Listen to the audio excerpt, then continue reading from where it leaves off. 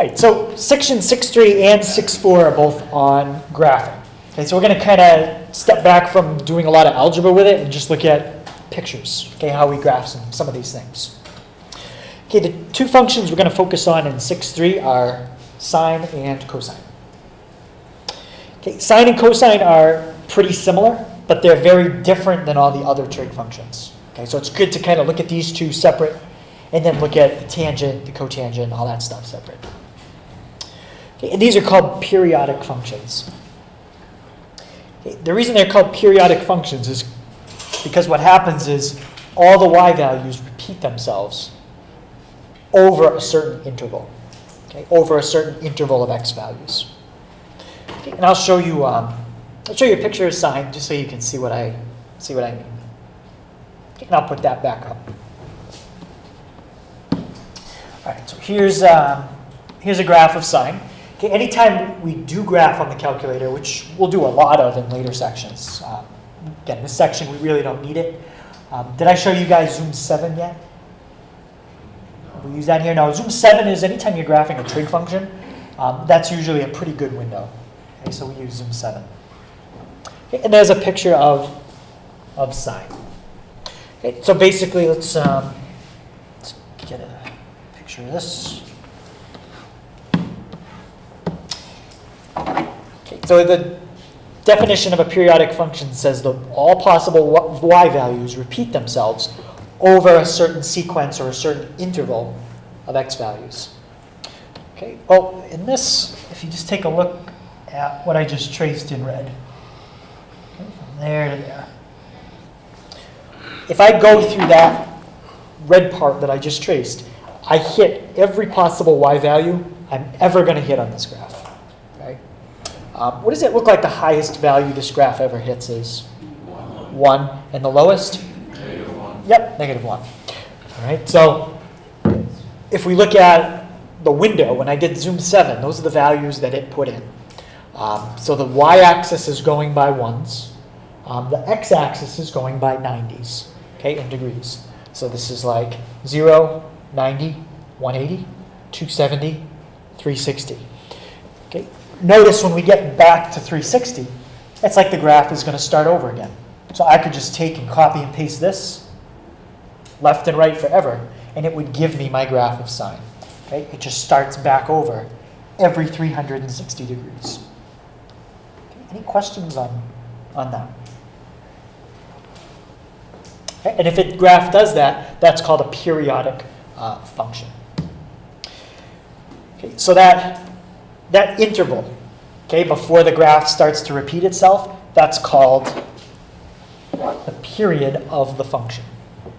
Okay. It's the amount of x values you have to go through before your graph gets back to the starting point and repeats itself.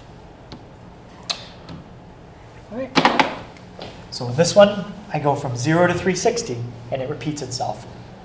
That's one period of sine. Okay, what I drew in red.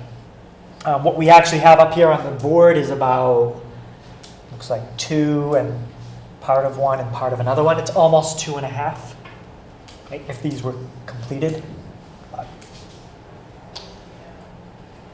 Right, so how do you think I could sketch one period of sine on my calculator?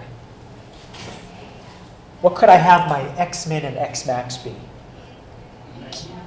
Keeping in mind, what's 2 pi again? 360. Okay, you have to go through a window of 360 degrees to see a full period. So what could I set my min and max at? And if I can, I'd like to not chop off a period halfway through. Yeah? So would you want to just do that x min at 0 and Yep. then let x max at 360? Okay, you could go 0 to 360. And now what we're going to see is just one period. Okay, that's the part in red. Any questions on that? It looks more stretched out because now we've stretched it out to fill the entire screen, but we haven't done a transformation to it. Okay, we just changed the window. How about if I wanted 2 periods? I could go from 0 to 720. Okay, now you're going to see 2 complete periods without cutting anything off. And if we want to do it in radians, let's just practice that. Okay, I'll do zoom 7. So now it looks like it did originally. What would be 2 periods in radians? 0 to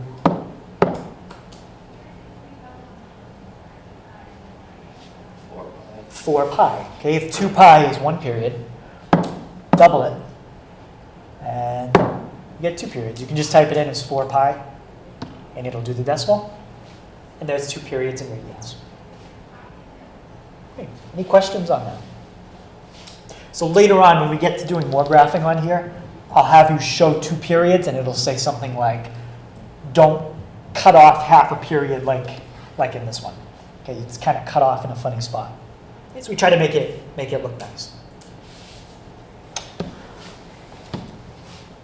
Yeah, another name for a period of the sine or cosine or any trig function, it's also called 1 cycle.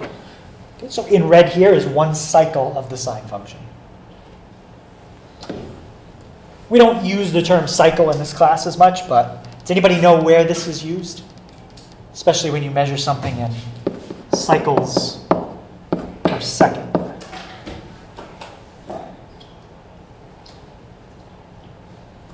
Any ideas on that? Does anybody know what you measure cycles per second for? Is anybody in engineering? Yeah, engineering? No. How about maybe electrical? Yeah, you might not talk about it in electrical, but it's very important. Anyone in electrical? Yeah? When there's 2 things we could measure about the electricity in this wall outlet. AC current, not DC. What's one thing I could measure if I checked it on that outlet? So I could check the voltage, and the voltage here should be 120. And the other thing I could check is what's measured in cycles per second. Not the amps. That has more to do with like the thickness of the wiring and like the circuits. But I guess you could check like what a circuit or a fuse is rated for. But what else is very important in electricity? You have volts and yeah, you said that. Something else that's really important. Yeah. All right. So we talk about resistance. That could tie in with voltage and current. You could figure out resistance. Usually that's more dictated by like the device you plug in. It has a certain resistance to it, so then it draws the appropriate current based on the 120 volt. But the hertz, anyone ever heard of that before? Hertz? So in the US, most outlets they run at a frequency of 60 hertz. Okay? And what's that's measuring is the current is alternating up and down 60 times per second. In fact, if you look at like some of your chargers, you might see, if you look at the writing carefully on it, it'll say something like 50/60 hertz. And right below that, it'll probably say something like 240/120 volts.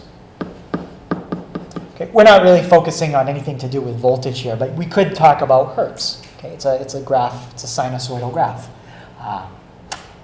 And if your transformer says this on it, basically it means you can use it in other countries without blowing something up. Okay, if it doesn't, and it says it has to run at 60 hertz and you try to plug it in, what you'll do is you'll fry it. Then it won't work. It might fry just the transformer, it might fry what it's plugged into as well. And if you were to graph electricity, you can do it with a special device. It would look just like this if it was nice and clean electricity. Has anybody ever done that? Seen a picture of electricity? You done that in electrical? No. Some generators, they generate what's called a modified sine wave. So the electricity looks more like this when you graph it. And what kind of happens here is the electricity, some devices don't like this kind of electricity. It would run like light bulbs, that kind of stuff fine. But if the graph isn't a nice, kind of that nice curved wave to it, certain things don't run right, like motors. Motors can tend to run like a little hot. So if you've got a motor and you're running it off a generator, you might notice that the motor starts overheating after using it a lot. And that's probably because your generator is making, I call it cheap electricity. Okay? It's a lot easier and it's a lot cheaper to buy a generator that does this modified sine wave than a full sine wave. These are very expensive generators. Okay? Sometimes they're called inverters. They have inverters built into the generator. Make nice, clean electricity. Good for computers and anything that's really sensitive. Okay, so there's all kinds of applications to these waves. Okay, again, we don't get into as much with electrical stuff, but you really could if that's your thing. We'll talk a little about sound with sine waves. Okay, we'll get into some stuff with sound frequencies. All right, so let's see. So we got our cycles. All right. So let's take a look at a couple different graphs. Let's look at sine of negative x and negative sine of x. Does anybody remember what happens when you put a negative on the inside? What it causes the graph to do? Or yeah, it does flip it. Which axis does this flip it over? Negative on the inside.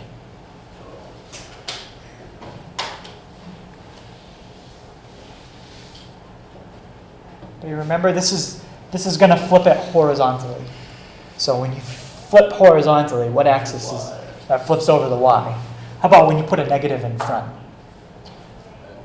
It's going to flip over the x. So it turns out, whether you do either one of those, they look the same for the graph of sine.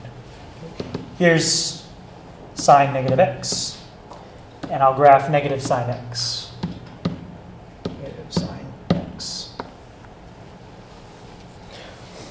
Okay, so there's the first one and second one. I think they look exactly the same.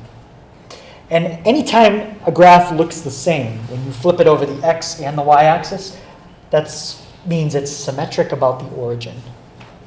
Okay, another way to think of that is if you rotated your graph 180 degrees, it looks the same upside down and right side up. I can show you that with this one. Let's just take the original graph.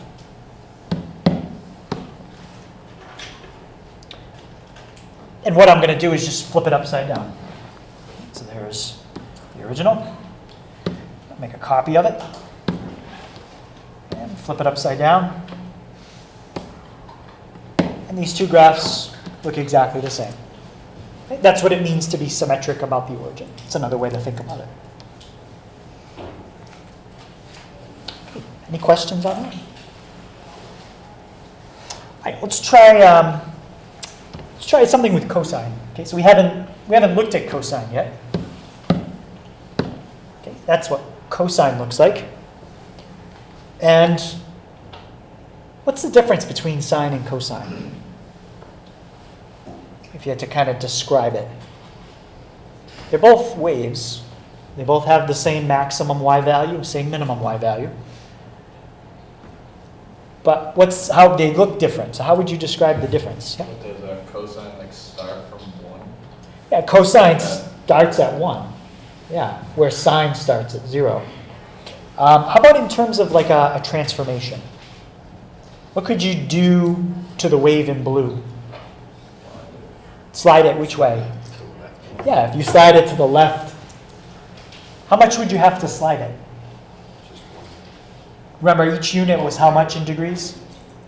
90 degrees, or if we're in radians, that's pi over 2. So if I slid the blue one to the left, pi over 2, okay, it would be the one in red. All right, so these are just shifts of each other, horizontal shifts.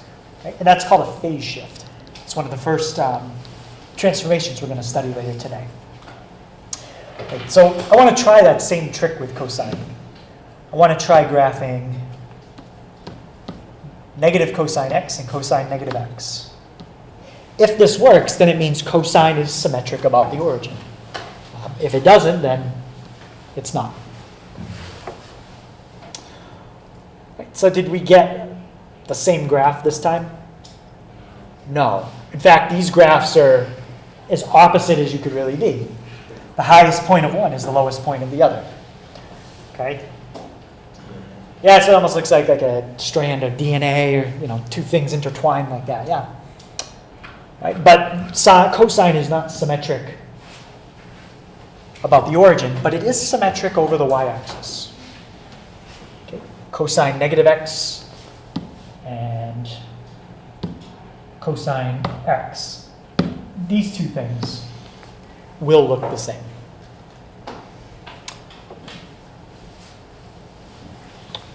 Right. So that means flipping it over the y-axis, it's like a mirror image. And this idea is actually pretty handy. Okay, the fact that cosine negative x is the same as cosine positive x. Because let's say we had to do some arithmetic. Let's take the cosine of negative, 23. What do you think the cosine of positive 23 is, based on this fact? It's the same thing. It comes out exactly the same. So what ends up happening is anytime we have arithmetic and we have cosine and we have a negative angle, we can just get rid of the negative. It doesn't make a difference. Can't do that with sine. You can take the negative and move it in front. Okay, that we're allowed to do, okay, based on what we have right there. Okay, but we can't just get rid of the negative with sine. Okay, so similar functions, but a little bit of difference between them. Okay, anytime we want to graph sine and cosine, these are a little more complicated, so we need 5 points. Okay, in general, the 5 points we pick are all spaced equally. Okay? Because when you have a section and you separate it into 5 points, that basically makes 4 sections. 1, 2, 3, 4. So in degrees, we're going to pick points every 90 degrees. That's going to give us the start, stop, the highest, the lowest, and right in the middle. With those 5 points, that's enough to make a graph. Okay, that's good enough. Okay, we're going to practice a lot of our graphing in radians. Okay, just make sure we're used to that. But everything we do in radians, you could do in degrees.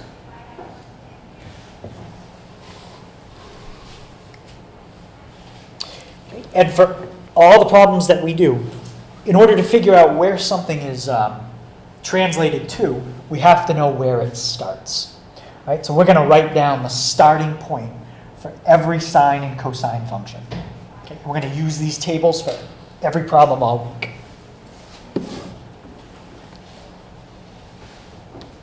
Okay, so don't worry about cosine. We'll do that one in a second. Okay, let's just look at the sine table. All right, so let's go up and look at our graph and see if we can figure out when x is 0, what's y. So when x is 0, what's my y value? Yeah, 0. So sine goes right through the origin, 0, 0. Okay.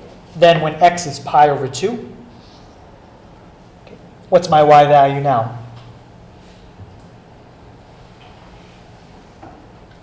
Yep, that's when it hits its highest. Okay, we're up at 1. Okay, how about when x is at pi? What's my y value?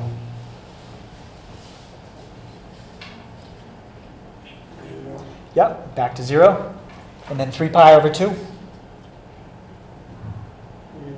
Negative 1. And then 2 pi. Back to 0. Yep. Okay, so those 5 values are very important anytime we have to do a graph of sine.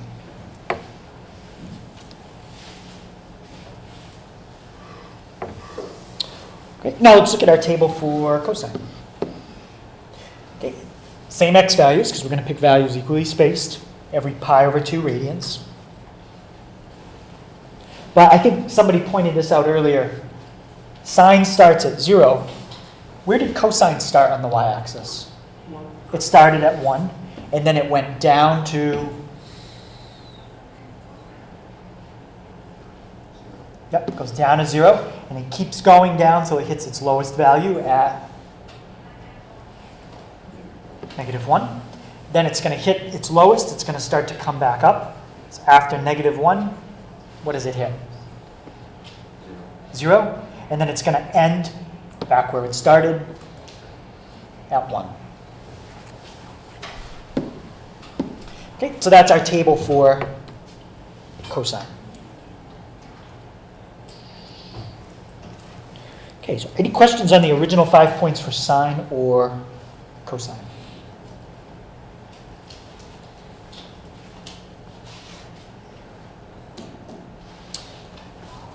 Right, so eventually we'll probably have these memorized, but you might have to flip back to these a couple times when we do some problems. Right, so now what I put on the board, this is true until Wednesday. Okay, until Wednesday, we're only going to do one transformation at a time. We're either going to have a problem where it shifts down, and that's it. Doesn't do anything else. Maybe it'll just shift left, okay, and that's it.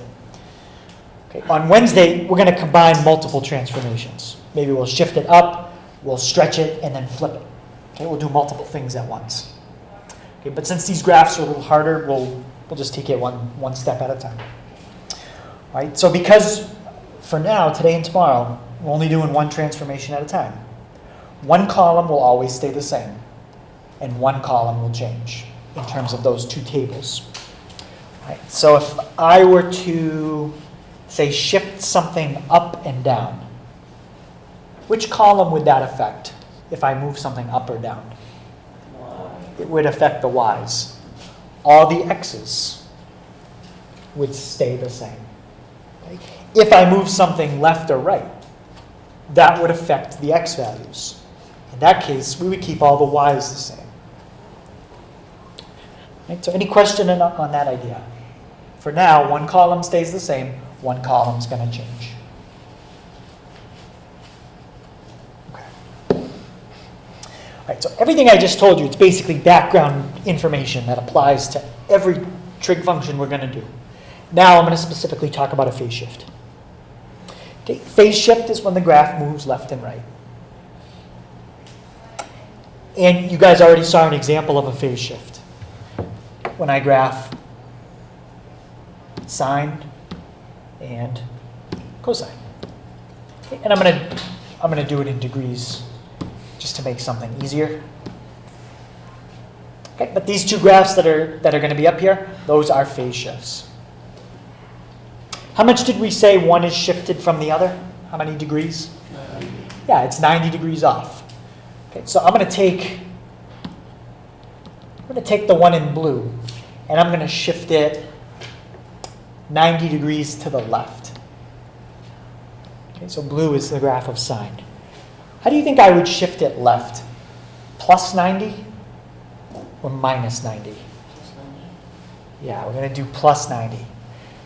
Okay, all of our horizontal transformations do the opposite of what you'd think.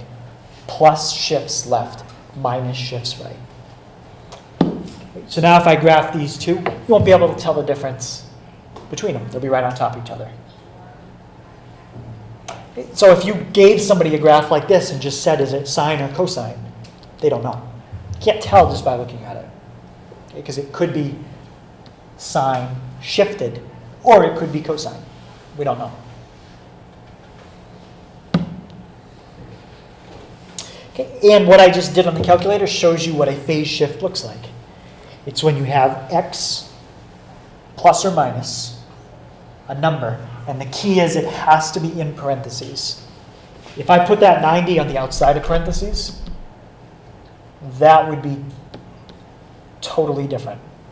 Okay, if I did something like, I'll just put in a plus there. That's not a phase shift anymore. Does anybody have an idea what's going to happen if you add or subtract a number outside parentheses? Yeah, that's a vertical shift. Okay, that's a vertical shift up 90. Okay, so we'll talk about those after. Okay. So just as a reminder, if your argument is x minus something, it's going to shift right. If it's x plus something, it shifts left. That's exactly the same as every transformation we've done all year.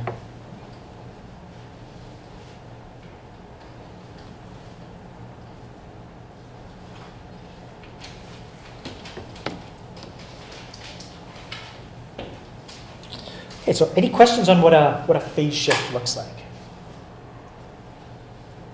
Okay, now you can shift by any amount you want. Okay, so for example, this program measures phase shifts in degrees. And I could shift it 25.2 degrees if I wanted. Okay. Generally, that's not a very common shift. Okay, these shifts that we normally do are about 45. Okay, we'll do that shift.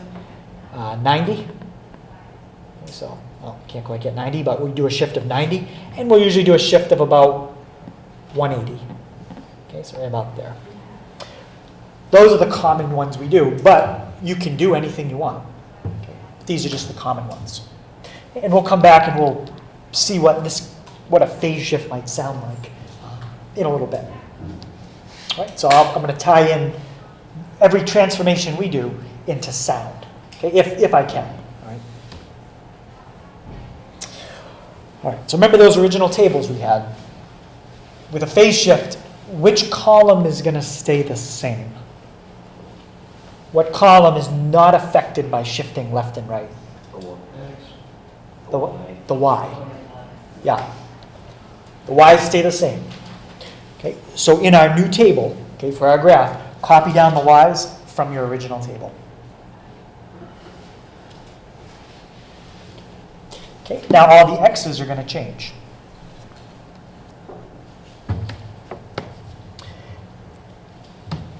Okay, to find our new X values, first thing we have to do is look at what's been added or subtracted from X. Okay, so in that problem we're going to do, it has a minus pi over 2. We look at what's been added or subtracted, and we're going to do the opposite of that to all the original X values. Okay, so what's the opposite of minus pi over 2? Yeah, plus pi over 2. So what we're going to do is plus pi over 2 to all of the x's in this original table. Okay. So you have to do the opposite because we talked about the shift. A minus is actually going to shift it to the right. So if we really want things to shift right, we've got to add something. Okay. A plus would shift left. So if we want to move things left, we have to subtract something. Okay, and when we do this, we're not going to use any decimals. Okay, so we always keep our answers as exact.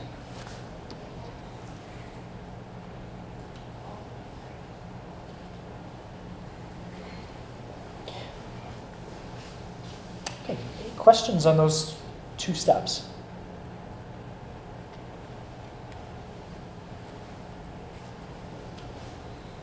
All right, so we'll try a couple phase shifts, and as I said, we'll do some common ones. We'll do 90, then we'll do a shift by 180, and then we'll do a shift by 45.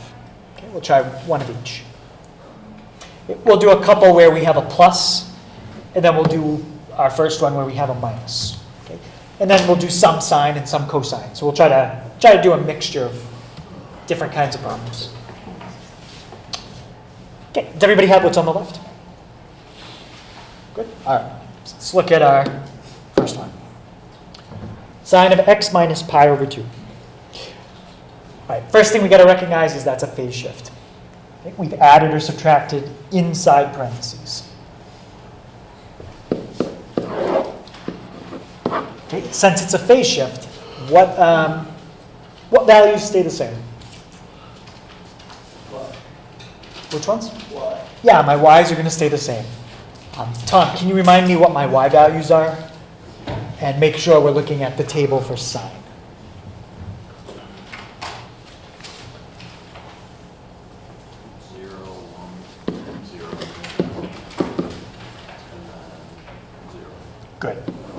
0, 1, 0, negative 1, 0. And now what I'll do over on the left is I'll put the original x values, just so we remember what they are, but then we got to do something to them. DJ, can you remind me what my x's are for sine? 0, pi over 2, pi, 3 pi over 2, and 2 pi. Yep. And now I'm going to take each one of these x values, and what am I going to do to all of them? Am I going to subtract pi over 2 from them, or add pi over 2?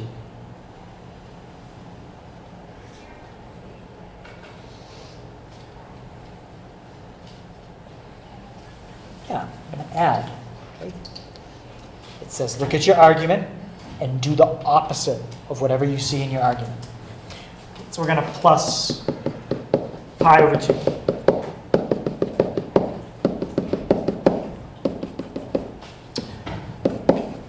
And we're going to put our final answers right there. All right, so my first one, about Andrew, what's 0 plus pi over 2? Pi over 2. Yep, pi over 2. The next one, that's not bad because it already has a common denominator. Pi over 2 plus pi over 2. Pi. Okay, that would be 1 pi over 2 plus 1 pi over 2. That's 2 pi over 2. Or as Graham reduced it to just pi. Okay, Brad, common denominator on this one would be 2. So double the bottom, double the top. Shelby, what's 2 pi over 2 plus 1 pi over 2? Yep, 3 pi over 2. Okay, next one already has a common denominator, but if you can reduce it after you add, we will. So Maddie, what's 3 pi over 2 plus 1 pi over 2? 4 pi. 4 pi over 2. And can I reduce that? To 2 pi. Yep. Okay, and the last one, Corey. Common denominator would be, so double the bottom, double the top, just squeeze it in. What would I get here? 5 pi over 4. 5 pi over 2. If you wrote everything with the denominator of 2 here, you'd see a pattern. 1 pi over 2, 2 pi over 2, 3 pi over 2, 4 pi over 2, 5 pi over 2. If we were going to graph another cycle, the next point would be what? Yep, 6 pi over 2, 7 pi over 2, 8 pi over 2, 9 pi over 2, 10 pi over 2. But we're not. We're only graphing one cycle of sine. Okay, so on a test, each x and y value here would be worth 1 point. Okay, so 1 point for each x and each y you get right. And then our graph is worth a couple points. So mark the highest and lowest we need to go. Okay, 1 and negative 1. And now label your x-axis. Okay, it is kind of a pain, but you do need to label this for me every time. Pi over 2, 2 pi, 5 pi over 2. All right, now, if you don't label an axis, what do you always assume you're going by? Ones. You're going by ones. Okay, I would label your x-axis this way because then our points are going to fall nicely on the tick marks. If you don't, these points are going to be a pain to graph. It's 1.57, 3.14. Okay, we don't want to deal with that. So we'll always just scale our x-axis using our x values, just like the calculator does. Okay, graphing calculator did the same thing. Okay, so my x-axis represents the angle. Okay, that's the x values. My y-axis, in this case, represents the sine of my angle. So let's graph our points. Okay, so pi over 2, we're at 0. Okay, pi, we're up at 1, back to 0, negative 1, and then back to 0. Okay, and when you sketch it, just try to make your graph look a little bit curved. Okay, it shouldn't be any sharp turns in it. It should be kind of smooth turns. Okay. Any questions on that? Yeah. When you graph it, do you do that carry, or does that start at 0 on the x-axis? 0 is always going to be right here. But like, do we put the point on the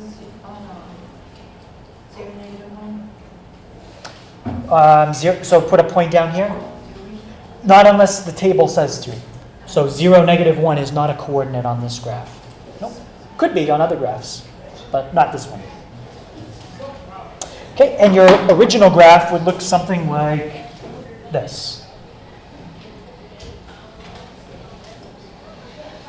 Okay, so in red, this is the original. And in black, that's the new one. Okay, on the homework tonight, I'm going to have 2 separate graphs for each problem.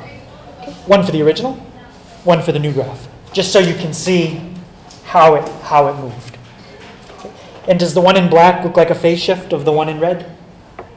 Yeah, looks good. Okay, so any questions on that?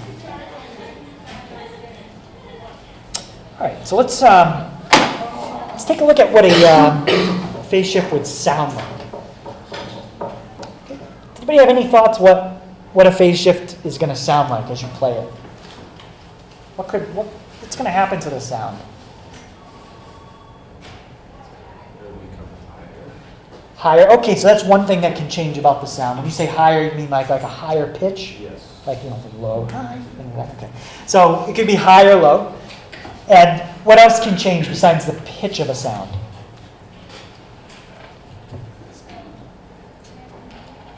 Speed of sound can change, but the speed of sound is usually dictated by air temperature. So, for example, in a cooler temperature versus warmer temperature, cooler, the sound will travel slower. But given the same air temperature, the speed of the sound is the same. But yep. Duration? Duration is controlled by me pressing start and stop. Okay. Yeah. So, what else can change about a sound besides its pitch? The Okay, it would be the height of the wave, and how would we perceive the height of this wave? it gets louder. Louder or softer? Yeah. So those are the only 2 things that can really change about a sound frequency. Either its pitch or its volume. Okay, so this is the frequency 1000 hertz. Okay, we can hear it pretty well. It's not that high pitch. It's pretty high pitch, but we can hear up to about 20,000. Perfect hearing. Most people in here probably could hear to at least 16,000, 17,000. Can we test that? Can we try it? We'll try that on probably tomorrow when we talk about changing the frequency. Yeah, no, good. Tune in tomorrow. Let's change the phase. So if I get it just right at about 180 degrees, notice what happened to the sound. It's gone. And it's not because I turned volume down. I didn't turn this volume down. I didn't touch this volume. Okay? Volume is still the same. What's happening is there's 2 frequencies being played that are canceling each other out. So imagine adding these 2 waves together. Think of the red up here as a +1. Think of that as a -1. Add them together, you get a 0. Okay? At each point along those waves, you add them up, you'd get 0. So it's not we just can't hear it. It's canceling out. It's because the sound is canceling out. Yep. So one way you could do this pretty well. I can't do it in here because I only have 1 speaker. But if you actually had a left and a right speaker, and you could do it outside, somewhere far away from where things can echo, just a wide open area, and you set up 2 speakers like 50 feet apart. If you change the phase, okay, and then you started walking in between the speakers outside, what would happen is at certain spots it might sound louder, and then at other spots it would sound softer. But there'd be some points where the sound is canceling itself out. So it would sound different depending on where you were standing. Yeah. Or you could stand still and just have somebody change the phase. All right? But you'd have to stand in the right spot to hear it changing. You can try it in your car, but the problem is if you do it, the sound can echo off all the surfaces in the car. So that's not a good example. But that's a phase change. In music, has anybody ever heard of like polarity, positive, negative? Okay, in music, a lot of times like car stereos, when you hook up speakers, you have a positive and a negative. But you got to make sure you hook up the positive to the positive and the negative to the negative. If you switch the polarity, what happens is you might turn the volume like all the way up and like you just barely hear it coming out of the speaker because something's hooked up backwards.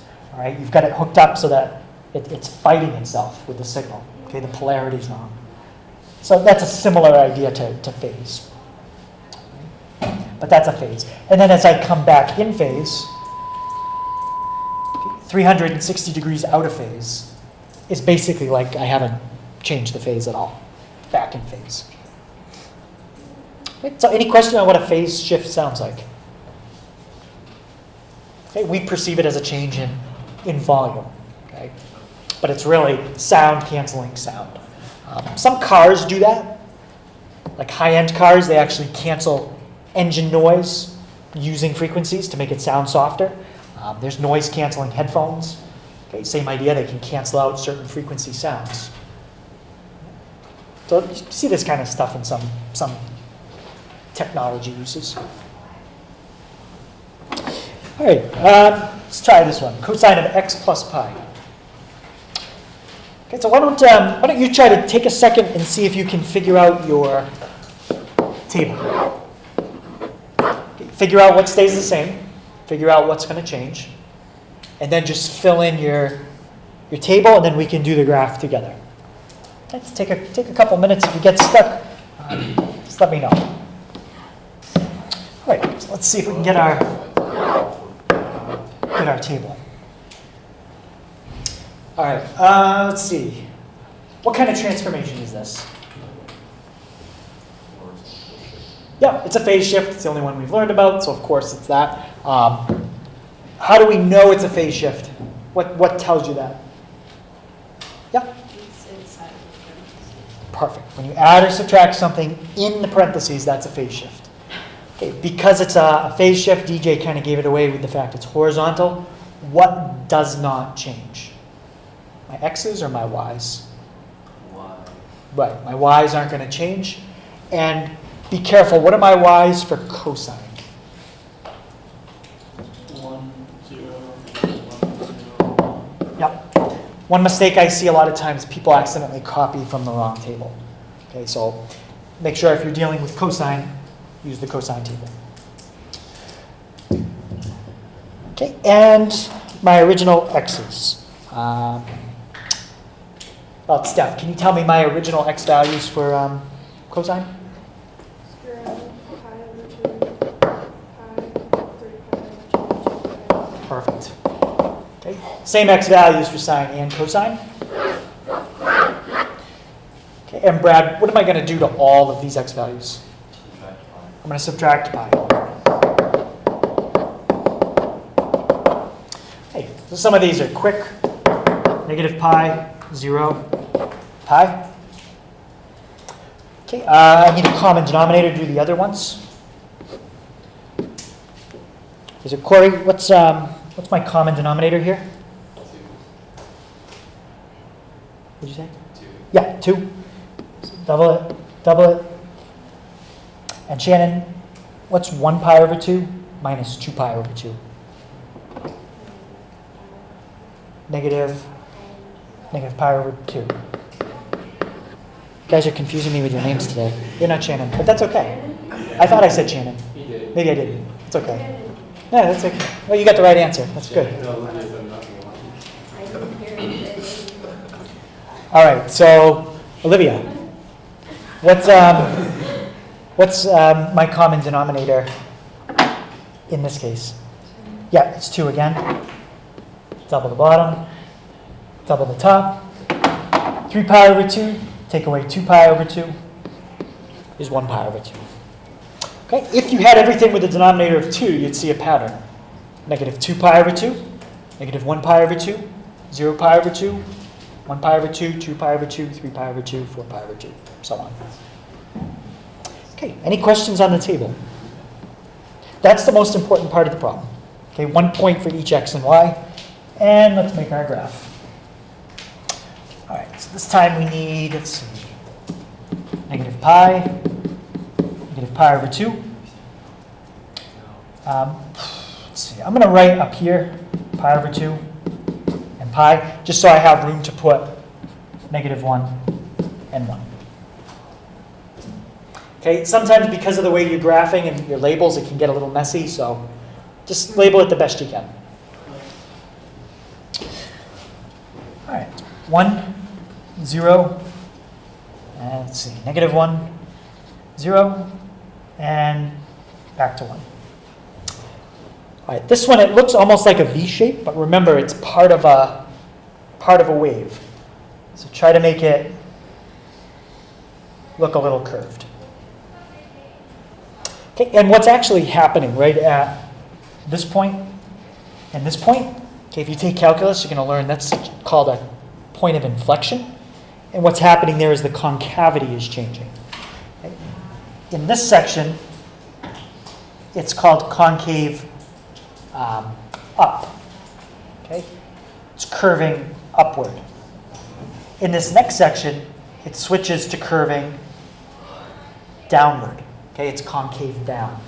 Okay, it's a very, very subtle change, but it does switch concavity right there and right here. So this part is curving upward. I'm sorry, downward. This part curves upward. Okay, so any questions on that? And of course, it would continue if we wanted to keep sketching it.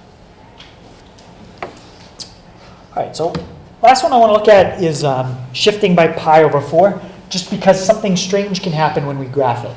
Okay, labeling our axes. I just want to make sure everybody does the labeling correct. Okay, so let's just go through the table quick so we can get to the graph. It's a phase shift. The y's stay the same. Copy the y's from your sine table. Okay, take your original x's.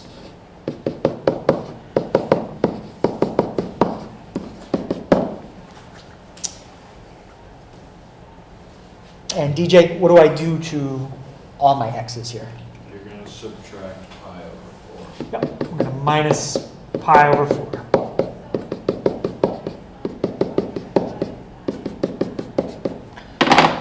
What I'm going to do is just give myself a little more space. It's over.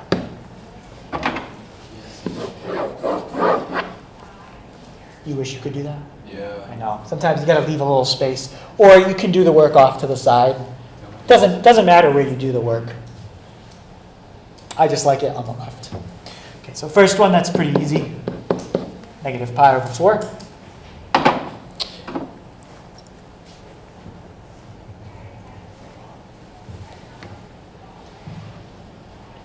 Okay, Evan, what's my common denominator between 2 and 4? Yep, so I'm going to double the bottom here. Double the top there. And Shelby, what's 2 pi over 4? Take away 1 pi over 4.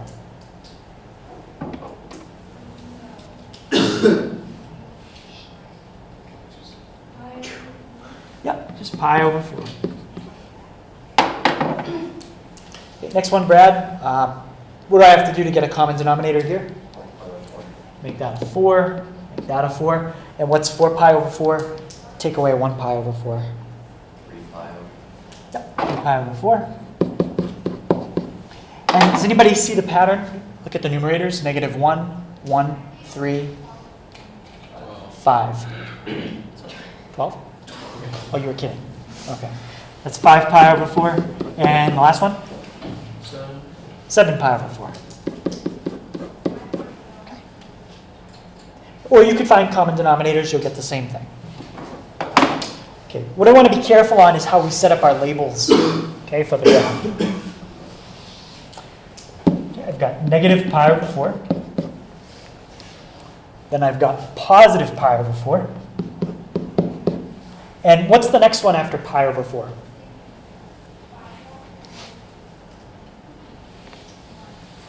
In our table. 3 pi over 3 pi over 4. Where does that one go? 2 spaces down. Yeah, I can't put it here. This is wrong. Okay. What's that? No bueno. No good, yeah. Okay, we got to put it there. Because if that's the gap you're leaving between, you have to leave that gap every time. Okay, if you don't, what's going to happen when you graph it is it's going to look like this. Part of it is going to look kind of squished, part of it will look stretched, and that's because you weren't consistent with your spacing. Okay, so that's the trickiest thing that can happen here. 5 pi over 4, and I think I need one more, 7 pi over 4. 1 and negative 1. Technically, you don't have to label the y-axis here, because if you don't, I'm going to assume you go by ones. Okay, and I think in that case, it would actually be a little cleaner. All right, so I have 0, 1, 0, negative 1, and back to 0.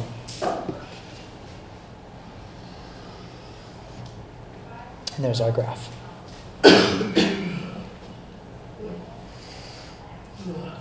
Okay, kind of again a calculus question here, but if I asked you in that graph, where's the point of inflection?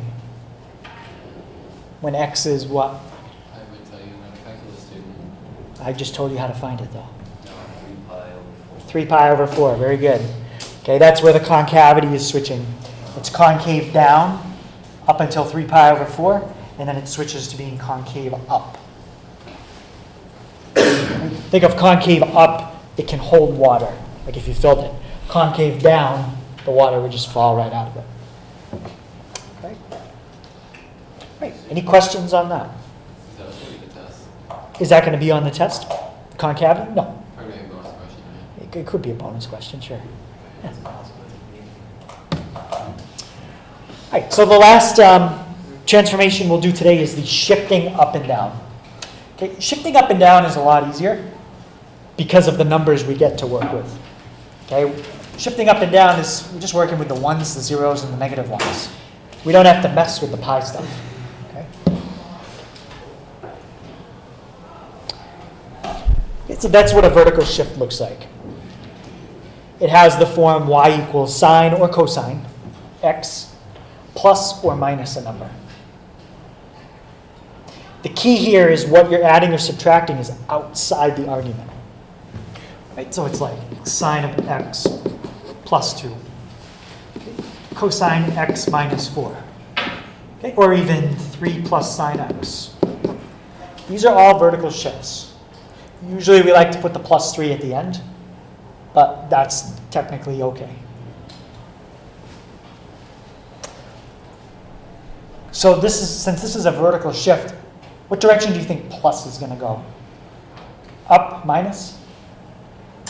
Down. All right, so for vertical, what you see is what you do. Plus is up, minus is down. Okay, and that's just like it's been for every function we've really done all year.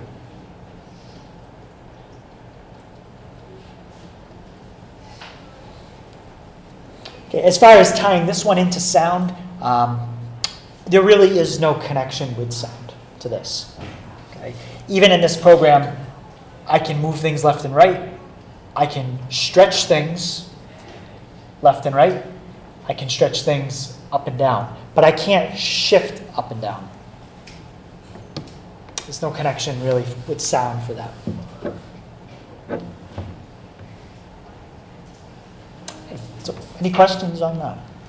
What would that do to the sound by looking at up or down? I don't know, because every transformation we have here basically describes everything you could really do to a sound.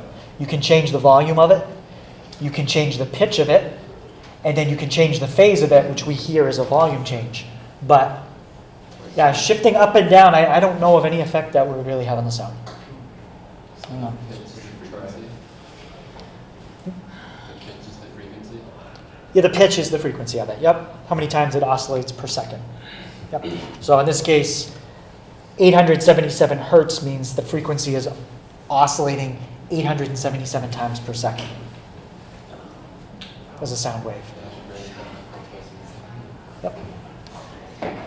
You can actually see this if you, usually sometimes physics teachers do it, but if you have a speaker, special speaker, you can hook a string up to the cone of the speaker, And when a speaker does its thing, the speaker is actually moving in and out.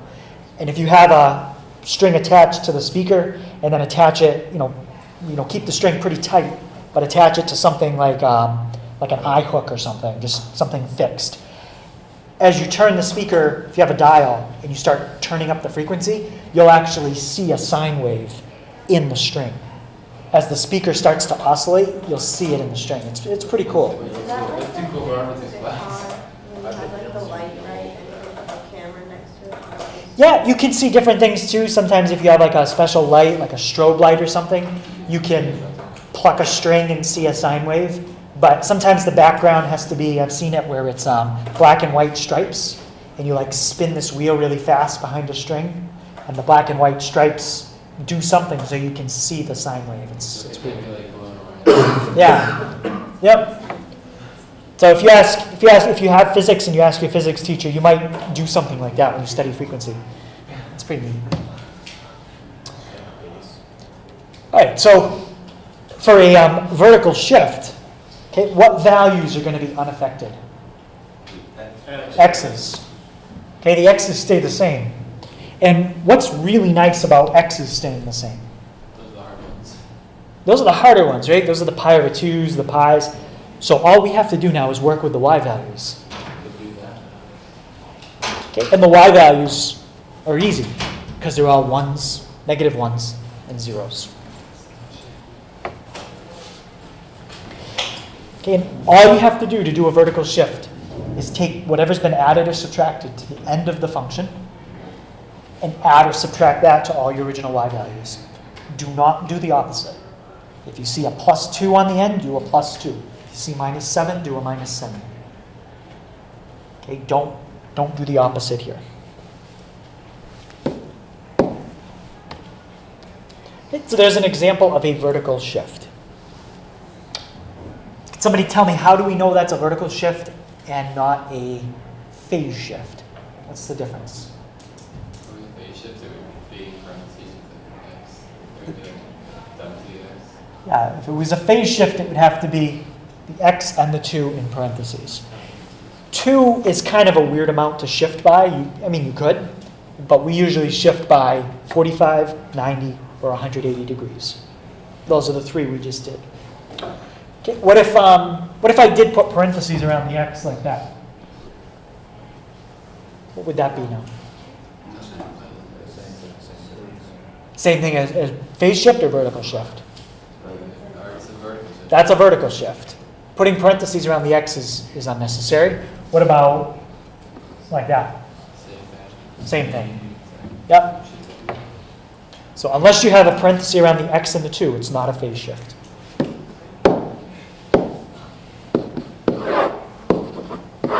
Okay, so it's going to move up and down. What column stays the same? X. Okay, and what are my original X's? 0? Pi over 2, 3 pi over 2, and 2 pi. Cosine, wouldn't it be 1? That's for Well, no, keep going. No, say what you were going to say. We need those.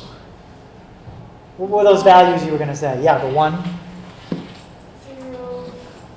-1, 0, 1. Yep. So we still need those values. It's just those are the Y values. Now let's put our answers here. What do I do to all of these Y values to get my new ones? Add 2. Just add 2. So I get, what do I get? 3. 2, 1, 2, 3. I can do this. 3, 2, 1, 2, 3. Okay, 1 point for every X and Y you get right, and then probably a point or 2 for the graph.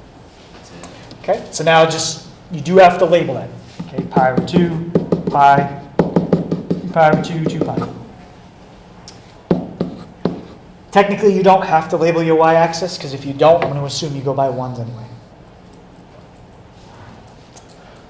All right, so we're at 0, 3, pi over 2, 2, pi 1, back to 2, and back to 3.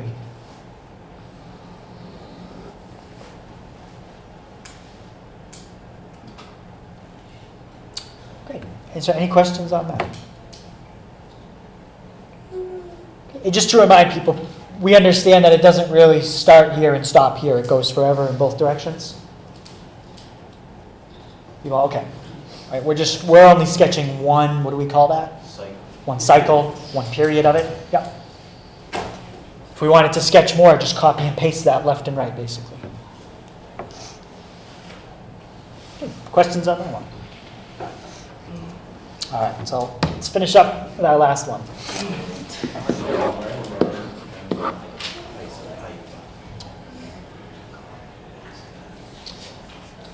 Yep.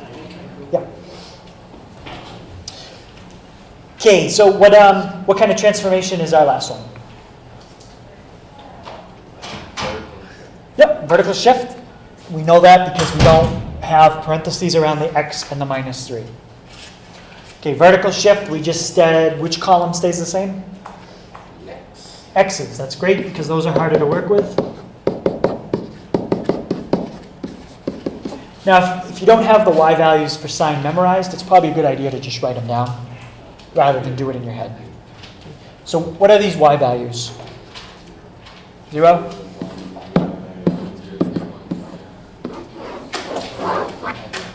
Okay, and now we're going to take those y values and do what? Subtract 3. Subtract 3. Okay, go ahead. Tell me what do I get? -3. Yep. -2. -3. 3. -4. Yep. -3. Negative 3. Hey, just don't make a really silly mistake. Okay, you're just subtracting 3. Just be careful when you do it. And when you graph it, if something looks really weird, then you probably messed up a point. All right, so I'm just going to label my y-axis. Was it necessary to label? No, because I'm going by ones anyway. Do I have to label my x's? Yeah. Okay, so since my graph is going to be down below in quadrant 4, I'm going to put my labels up above, so they don't get in the way of my graph.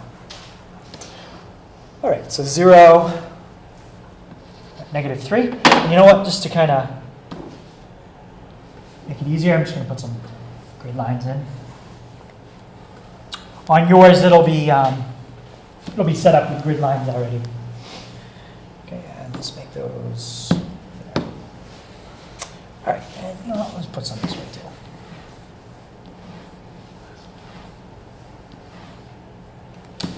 All right, so now let's make those. All right, so we got 0, -3, pi over 2, -2, pi -3, -4, back to -3.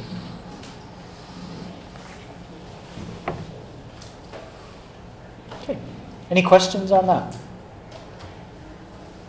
Okay, so those are your shifts. Shift left and right, shift up and down. Tomorrow we'll look at the stretching and compressing left and right, which that's probably the most interesting one, and then stretching and compressing up and down. All right, so for homework, we're going to do these 7 problems. Again, these are already on a worksheet, okay, but I just put them on the board so they'd be in the video. Okay, we'll go over those tomorrow, and then we'll finish up our transformations of sine and cosine.